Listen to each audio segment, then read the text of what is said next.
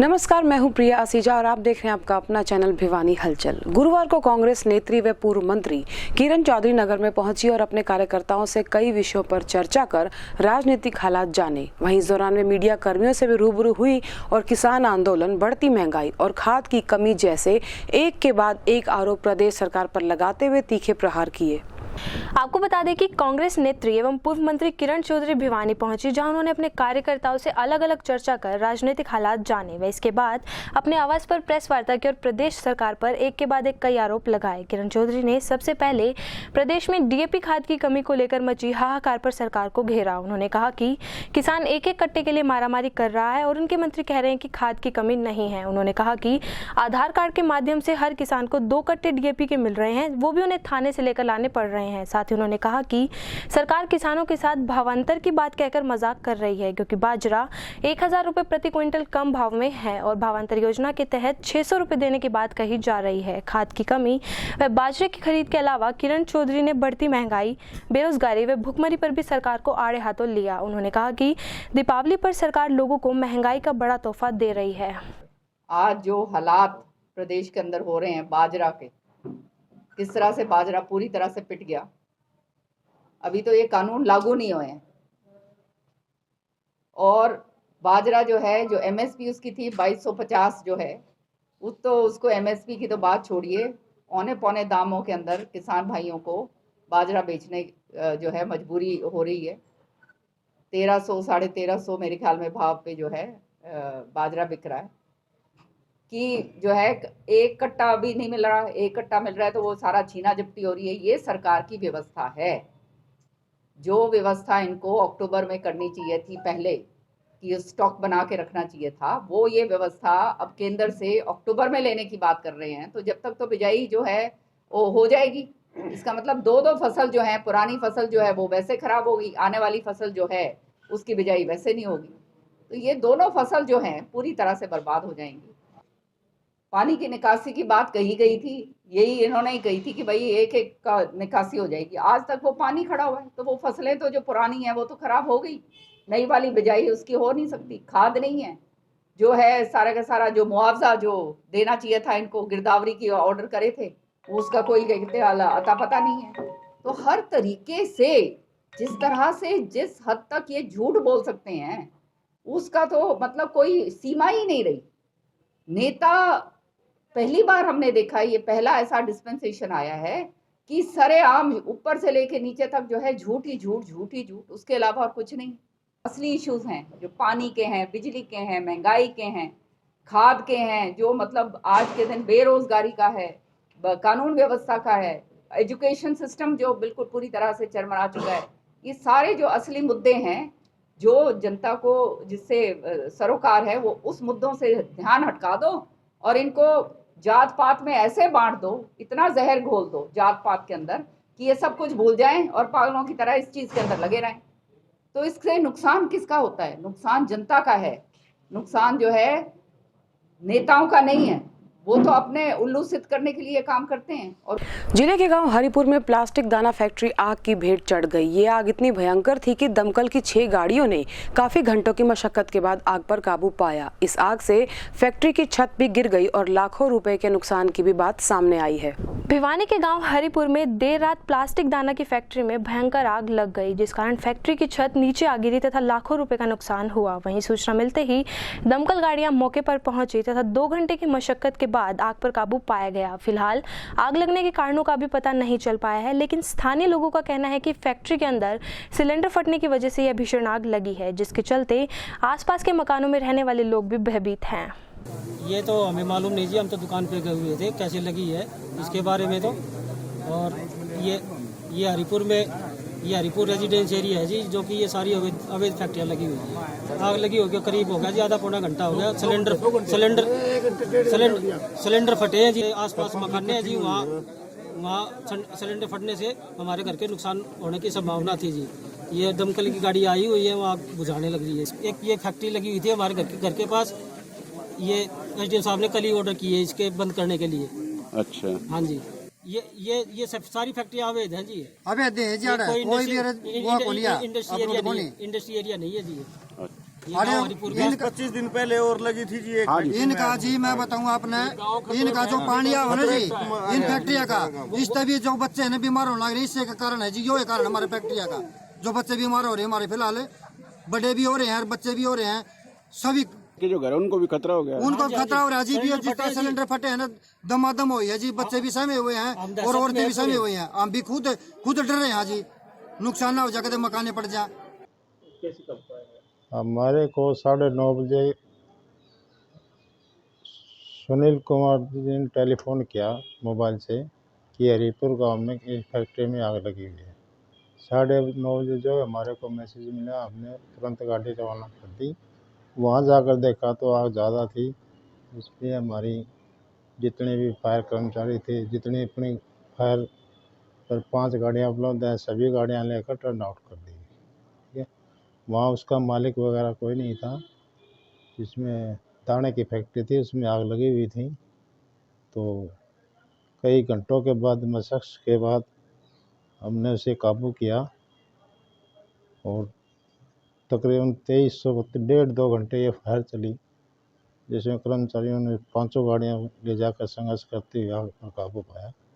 Police स्मृति दिवस के अवसर पर गुरुवार को श्रद्धांजलि समारोह का आयोजन किया गया। जिला पुलिस लाइन में आयोजित इस समारोह में शहीद पुलिस कर्मियों को याद करते हुए रक्तदान शिविर आयोजित किया गया और शहीदों को श्रद्धांजलि अर्पित की गई। वीरवार को पुलिस स्मृति दिवस के अवसर पर हासी रोड स्थित जिला पुलिस लाइन में शहीद पुलिसकर्मियों की याद में श्रद्धांजलि समारोह का आयोजन किया गया। पुलिस स्मृति दिवस समारोह का उप पुलिस अधीक्षक शिवानी श्री मनोज कुमार के नेतृत्व में आयोजन किया गया। इस अवसर पर जिला पुलिस में तैनात सभी जिला पुलिस अधिकारी, कर्मचारी, सेवानिवृत्त पुलिस अधिकारी, कर्मचारी व शहीद जवानों के परिजन उपस्थित रहे। वहीं उप पुलिस अधीक्षक श्री मनोज कुमार ने शहीदों के सम्मान में पुष्प चक्र अर्पण करके शहीदों को श्रद्धांजलि देते हुए उनको याद किया। आपको बता दें कि 21 अक्टूबर 1959 को श्री करम सिंह के नेतृत्व में भारतीय पुलिस कर्मियों का एक समूह उत्तर पूर्वी लद्दाख में हॉट स्प्रिंग में गश्त कर रहा था। तभी अचानक चीनी सेना ने भारतीय जवानों पर धावा बोल दिया तथा जवानों ने बहादुरी के साथ चीनी सेना का सामना किया तथा अपनी पुलिस पोस्ट की सुरक्षा करते हुए वीर पुलिस जवानों ने अपने प्राणों की आहुति देकर शौर्य की परंपरा व गाथा को कायम रखा। साथ ही उन्होंने कहा कि हमें अपने पुलिस जवानों पर गर्व है, जिन्होंने अपने कर्तव्य की पालना करते हुए अपने प्राणों की आहुति दे दी। पुलिस विभाग में मनाया जाता है, जिन्होंने देश के लिए प्राणों की कुर्बानी दी। ये दिवस 20 अक्टूबर 1959 को लद्दाख में हॉट स्प्रिंग से लेनक ला के रास्ते पर भारतीय अभियान की अगली आवाजाही के लिए सीआरपीएफ की 3 पार्टियां बनाई गई थी, जिसमें 2 पार्टियों के सदस्य दोपहर के समय तक हॉट स्प्रिंग में वापस लौट गए, लेकिन तीसरी पार्टी के सदस्य वापस नहीं लौटे तो जिनकी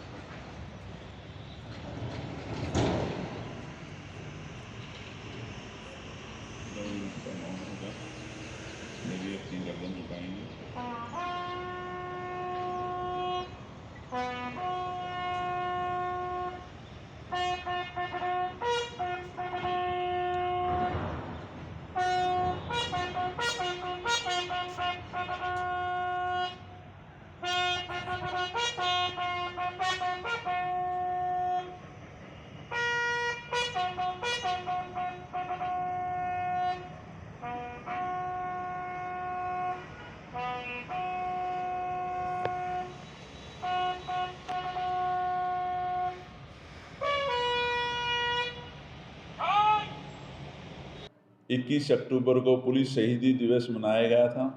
आज ही ये दिन 21 अक्टूबर 1959 को चीनी सेना द्वारा भारतीय सीआरपीएफ के 10 जवानों की निर्मम हत्या की गई थी और जिसमें 7 जवान घायल हुए थे। उसी के उपलक्ष्य में 1960 से तत्कालीन प्रधानमंत्री पंडित जवाहरलाल नेहरू ने घोषणा की थी कि इस दिन को पुलिस शहीदी दिवस के रूप में हर पुलिस लाइन में मनाया जाएगा। उसी उपलक्ष्य में आज सुबह पुलिस शहीदी दिवस शहीदी समारोह को मनाया गया। उसके उपरांत पुलिस के जो जवान शहीद हुए थे उनके उसमें ब्लड डोनेशन का कैंप किया गया, जिसमें 20 यूनिट जो हॉस्पिटल के आवश्यकता अनुसार यूनिट 20 यूनिट दी गई और उसी के उपलक्ष्य में आज पुलिस झंडा दिवस के रूप में मनाया जा रहा है, जो पब्लिक और पुलिस के लिए समन्वय के लिए एक स्टिकर लगा करके पुलिस झंडा दिवस का लगाया जा रहा है। उसी के उपलक्ष्य में के बारे में और पुलिस शहीदी दिवस के बारे में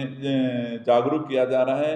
आज शहीदी दिवस के उपलक्ष्य में जिला बिहानी से जो शहीद हुए थे, एक राजेश कुमार दनाना गांव से हैं और एक सत्यवान मीताथल से हैं, उनको वीरांगनाओं को सम्मानित किया गया। और कोविड के दौरान जो जवान ड्यूटी पे रहते हुए प्राणों की आहुति दी थी, उनकी ही वीरांगनाओं को सम्मानित किया गया है। गुरुवार को नगर के लोक निर्माण विभाग विश्राम गृह में भाजपा की बुद्धिजीवी प्रकोष्ठ की बैठक आयोजित की गई। जिला स्तरीय इस बैठक में प्रकोष्ठ की नई कार्यकारिणी की भी घोषणा की गई। जिला भाजपा बुद्धिजीवी प्रकोष्ठ की जिला स्तरीय बैठक स्थानीय लोक निर्माण विभाग के विश्राम गृह में आयोजित की गई। बैठक की अध्यक्षता जिला भाजपा बुद्धिजीवी प्रकोष्ठ के जिला अध्यक्ष सुनील वर्मा नंबरदार ने की। बैठक में मुख्य अतिथि जिला भाजपा अध्यक्ष शंकर धूपड़ एडवोकेट व जिला महामंत्री ब्रिजपाल सिंह विशेष रूप से उपस्थित हुए। वहीं जिला बुद्धिजीवी प्रकोष्ठ के जिला अध्यक्ष सुनील वर्मा नंबरदार ने कहा कि प्रदेश भाजपा अध्यक्ष ओम प्रकाश धनखड़, प्रदेश बुद्धिजीवी प्रकोष्ठ के प्रदेश अध्यक्ष भारत भूषण भारती व भाजपा जिला अध्यक्ष शंकर धूपड़ की सहमति से बुद्धिजीवी प्रकोष्ठ की जिला कार्यकारिणी घोषित की गई है, जिसमें प्रोफेसर भूपेंद्र चौहान व डॉक्टर माया यादव को जिला सह संयोजक मनोनीत किया गया। जिला कार्यकारिणी में देवेंद्र कुमार, संजय वर्मा, सोनू कुमार, मदन कोच, कुलदीप तंवर, नित्य राठौर, नीलम चौहान, उषा मक्कर, रेखा सोनी, राजेश कुमार, अशोक तंवर को भी शामिल किया गया है। साथ ही बैठक में शंकर धूपड़ एडवोकेट ने जिला कार्यकारिणी की घोषणा पर खुशी जताते हुए कहा कि इनमें सभी वर्गों को शामिल किया गया है। आज भारतीय जनता पार्टी बुद्धिजीवी प्रकोष्ठ की हमने जिला कार्यकारिणी घोषित की है।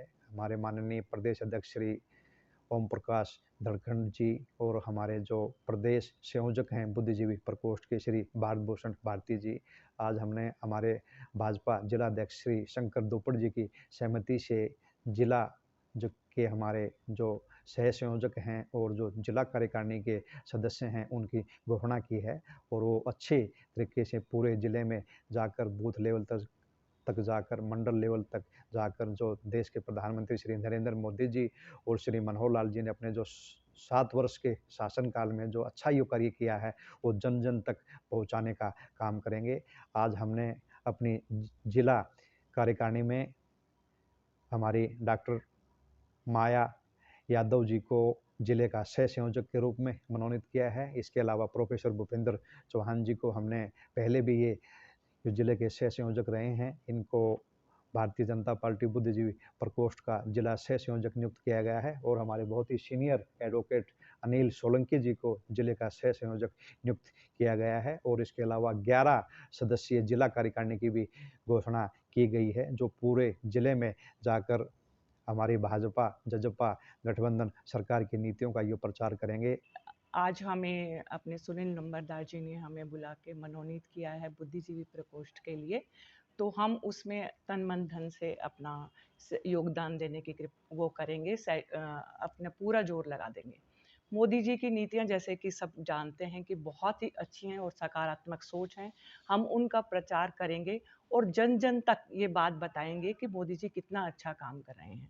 असल में कई लोग तो ऐसे हैं जनता जिनको कुछ पता ही नहीं है और वो ऐसे ही जैसे किसान आंदोलन सो कॉल्ड चल रहा है आजकल, वो उनके साथ ऐसे ही हो लेते हैं, उनको पता भी नहीं होता कि हम किस लिए इनके साथ हैं। तो हम जाकर एक एक को समझाएंगे कि ऐसा कुछ नहीं है। जैसा कि नाम से ही आपको लग रहा है प्रकोष्ठ का बुद्धिजीवी है, तो इसमें बुद्धिजीवी वर्ग को ही रखा है। सुनील, मैं अनिल सोलंकी, आज PWD रेस्ट हाउस में हमारी बुद्धिजीवी प्रकोष्ठ की मीटिंग हुई और उसमें सुनील नंबरदार जी हमारे जो जिले के अध्यक्ष हैं, उन्होंने मुझे बुद्धिजीवी प्रकोष्ठ का सह संयोजक जिले के नियुक्त किया लिया। इसके लिए मैं सुनील नंबरदार जी और हमारे जो प्रदेश के अध्यक्ष हैं भारत भूषण जी, उनका तहे दिल से धन्यवाद करता हूं। साथ में मैं आश्वासन देता हूं कि जो बीजेपी सरकार जेजेपी सरकार गठबंधन है, उन्होंने जो पिछले 6 साल में 7 साल में काम किए हैं, बहुत ही बेहतरीन काम किए हैं। और मैं SC कैटेगरी से आता हूं, मुझे पता है कि SC कैटेगरी को 70 साल में कितने दुख झेलने पड़े हैं। और अब जो है इस दौरान में जब से बीजेपी की सरकार बनी है, इस दौरान कितना बदलाव आया है, ये मैं अच्छी तरह जानता हूँ, क्योंकि मैं इस कैटेगरी बिलोंग करता हूँ मैं। और मेन जो कारण है, जो इन्होंने डी क्लास में जो भर्ती की है, उसमें ना पर्ची ना खर्ची। ये कितनी बड़ी बात है। एक जो पैसे वाला आदमी है वो तो पैसे लगा के नौकरी पा लेता है, लेकिन गरीब आदमी की पहुँच होती नहीं है, ना पैसे होते उसके उसमें। उसके बावजूद उन्होंने जो ये बढ़िया काम की है। खेतों में 5-5 फुट पानी भर जाना और बार बार शिकायतों के बाद भी इस पानी की निकासी न होने से नाराज गांव मुंडाल खुर्द के निवासी आज लघु सचिवालय पहुंचे। ग्रामीणों ने आज जिला उपायुक्त को ज्ञापन सौंपकर अपनी समस्या से अवगत कराया और जल्द मोटर लगवाकर इस पानी की निकासी की मांग की।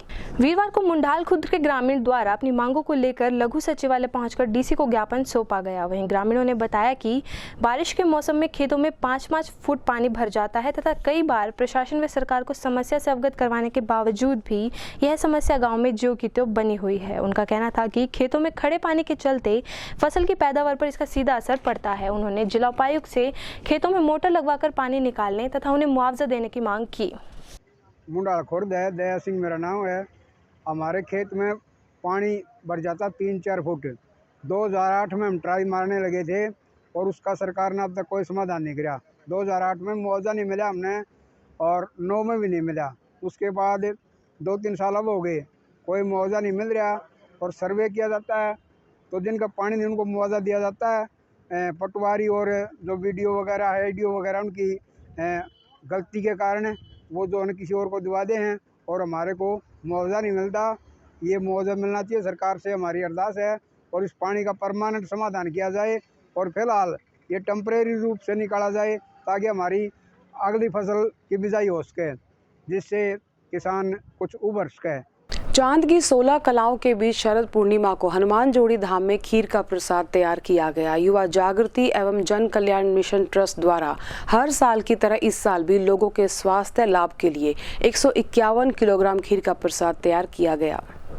हनुमान जोड़ी मंदिर धाम में युवा जागृति एवं जन कल्याण मिशन ट्रस्ट के द्वारा लोगों के स्वास्थ्य लाभ के लिए आज शरद पूर्णिमा के अवसर पर चांद की 16 कलाओं के बीच में खीर का प्रसाद तैयार किया गया। इस बारे में बोलते हुए बाल योगी महंत चरणदास महाराज ने कहा कि हर वर्ष की भांति इस वर्ष भी 151 किलोग्राम खीर का प्रसाद तैयार किया गया है, जिसमें चंद्रमा की 16 कलाओं, शरद मौसम में औस की बूंदों व 9 प्रकार की औषधियों से युक्त यह प्रसाद तैयार किया गया है। उन्होंने शरद पूर्णिमा पर प्रकाश डालते हुए कहा कि शरद पूर्णिमा के दिन चंद्रमा धरती के सबसे निकट होता है तथा यह पर्व रात में चंद्रमा की दूधिया रोशनी के बीच मनाया जाता है। ऐसी मान्यता है कि पूरे साल में केवल शरद पूर्णिमा के दिन ही चंद्रमा अपनी 16 कलाओं से परिपूर्ण होता है। इस दिन चंद्रदेव की पूजा की जाती है तथा हिंदू धर्म में हर माह आने वाली पूर्णिमा का खास महत्व होता है, परंतु इन सभी पूर्णिमाओं से शरद पूर्णिमा को विशेष कल्याणकारी माना जाता है। मान्यताओं के अनुसार शरद पूर्णिमा का व्रत रखने के बाद पूर्णरात्रि देवी लक्ष्मी की पूजा करने से व्यक्ति के जीवन से धन समस्याओं का अंत होता है और धन तथा वैभव की प्राप्ति होती है।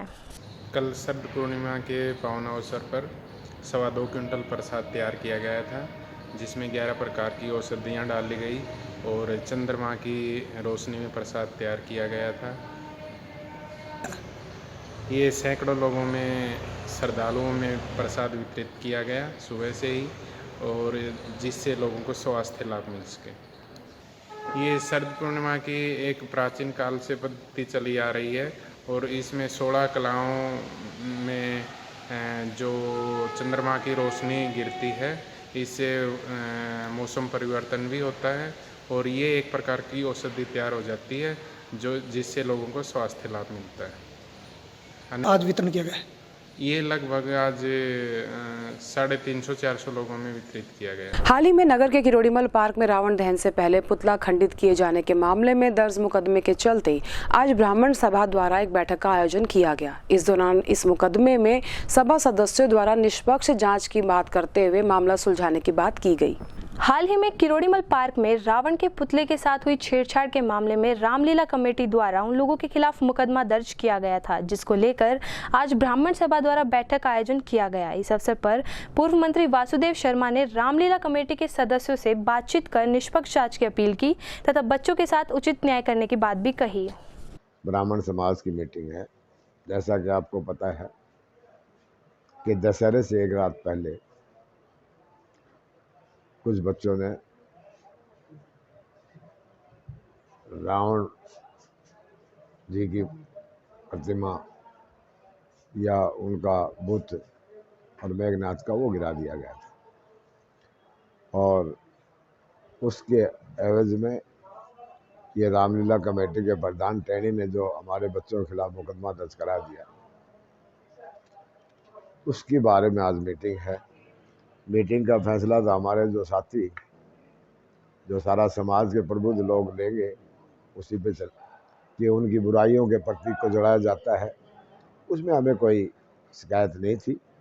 जो बच्चे गए थे वो श्री राम के नारे लगाते गए थे और उन्होंने जो कुछ किया और जिस हिसाब से ये जो कंप्लेंट दी गई, जो धाराएं लगाई, वो बिल्कुल गलत है। उन्होंने अब जहाँ तक ये लगा रखी भी धार्मिक संप्रदाय फैलाने की बात है, अरे हम भी तो हिंदू हैं। वो संप्रदाय तो अगर हम मुस्लिम हो या कोई और हो तो बात है। मैं समझता हूँ इसमें ज़्यादा से ज़्यादा अगर पुलिस ने FIR लॉन्च करनी थी तो उनका जो गिर गया था, नुकसान हो गया था, उसकी भरपाई करवा लेते। इतनी बड़ी बात नहीं थी जो इन्होंने नाक का सवाल बना के बच्चों पर इतनी सख्त धाराएं लगवा के जिसमें बच्चों का भविष्य खराब हो जाए। तो अब भी मेरी तो यही गुजारिश है अग्रवाल समाज से भी, छत्तीस बिरादरी से यही है कि ये इतनी बड़ी बात नहीं जिसको जितना इसको तुल दिया जा रहा है, इसको बैठ कर निपटाना चाहिए। हम भी प्रयास करेंगे और वो भी प्रयास करें। समाज में सभी तरह के लोग होते हैं, प्रबुद्ध लोग भी हैं, जिम्मेवार आदमी, तो बैठ के हम सोचते हैं ये निपट जाएगा।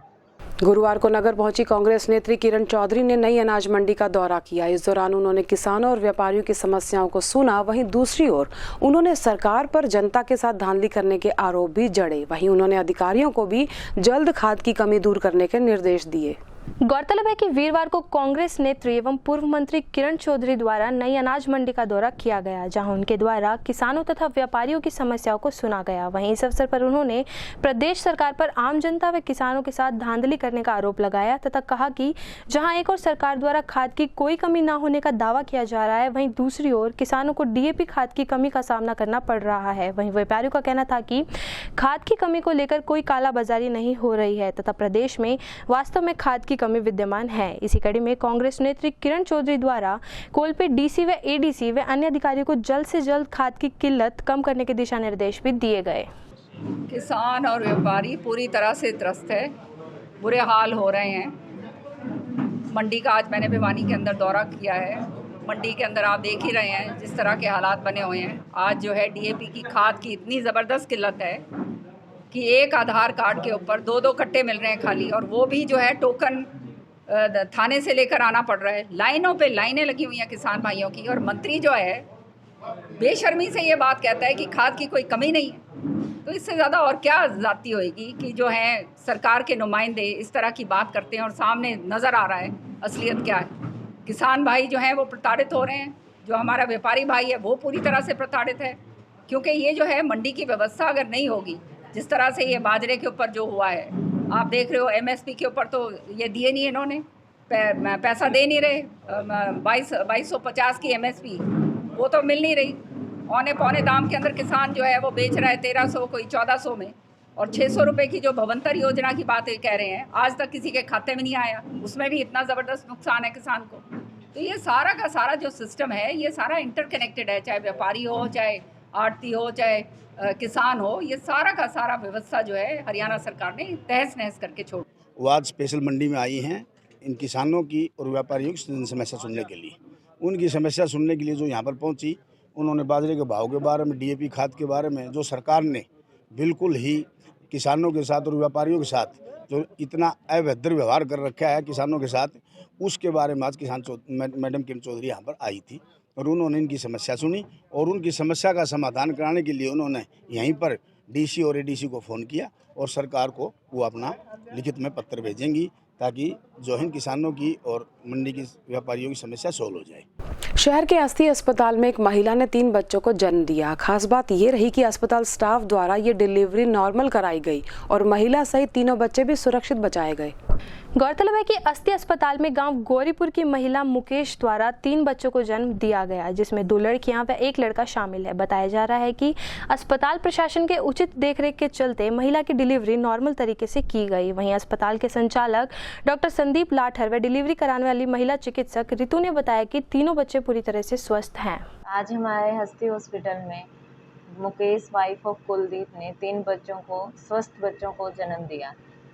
उनकी नॉर्मल डिलीवरी कराई है। लेबर पेन के दौरान उनको 11-16 पे पहला बच्चा हुआ। 4-4 मिनट के गैप में 2 बच्चे और हुए हैं, जिनका वज़न 1.5 है केजी। तीनों बच्चे बिल्कुल हेल्दी हैं, माँ और बच्चे स्वस्थ। हॉस्पिटल में ये एक बहुत बड़ी उपलब्धि है कि तीनों बच्चे ने एक साथ जन्म लिया है। मैंने अपनी लाइफ में पहली डिलीवरी कराई है जिसमें तीनों बच्चों ने एक साथ जन्म और नॉर्मल तरीके से लिया, नॉर्मल। और इसी के साथ दीजिए हमारी पूरी टीम को इजाजत। बने रहिए भिवानी हलचल के साथ।